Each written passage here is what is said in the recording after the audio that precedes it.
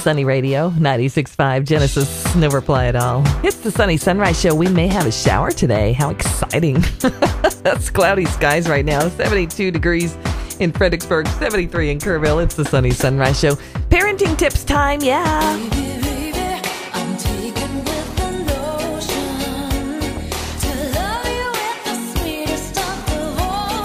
Every Tuesday and Thursday morning, right around this time, we check in with Lainey from the Pregnancy Resource Center with parenting tips. Good morning, Lainey. Good morning, Diane. Here's the question for today. I love the Sunny Sunrise Show. Thanks for adding the parenting tips for us. And when I heard the question the other day from a mom who had grown up in foster care, it reminded me of my situation. She says, I had never really had a good role models growing up, so I have quite a few questions, and I want to know how to make my child feel special.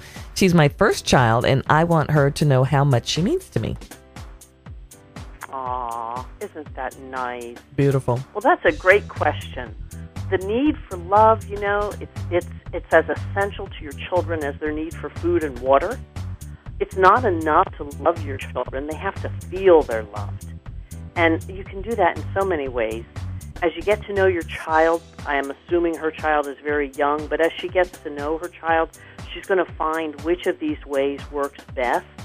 Hugs and kisses and cuddling are powerful messengers of love, but some kids don't like it. Mm-hmm. Some kids just aren't happy that, getting hugged and kissed.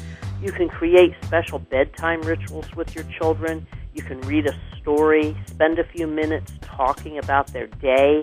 Even if you spent the day with her, tell her to tell you about it again. Help her to relive it. Help her remember the fun spots in the day. Ask her what the saddest part of her day was. And then validate her feelings. Don't say, oh, you shouldn't have been sad over that. Yeah, I think that's real important, yeah. So what if the child is too old to read to? If your child is too old to read bedtime stories to, you could read a book together. Maybe each of you could read a paragraph out loud. It's good practice for a slow reader, and it also makes your child feel special that you would listen to her.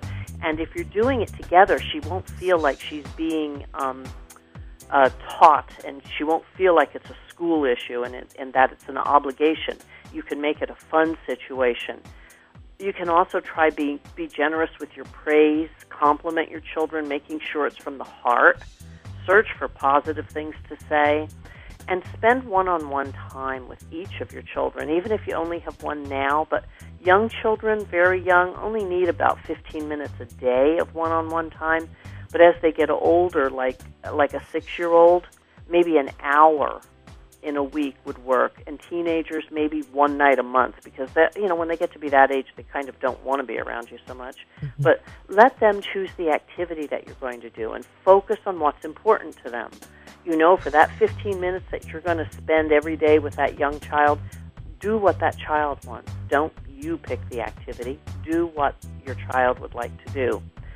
And, there are many more ways that you can make your child feel special, but this information and more is available in our free Earn While You Learn parenting classes.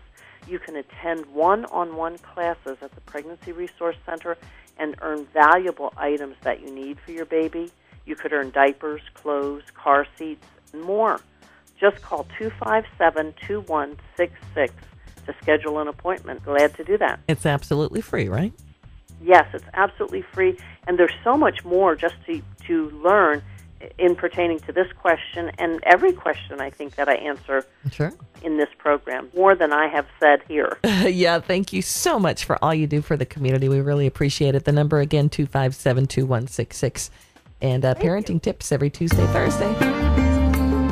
Sunny Sunrise Show. Good morning.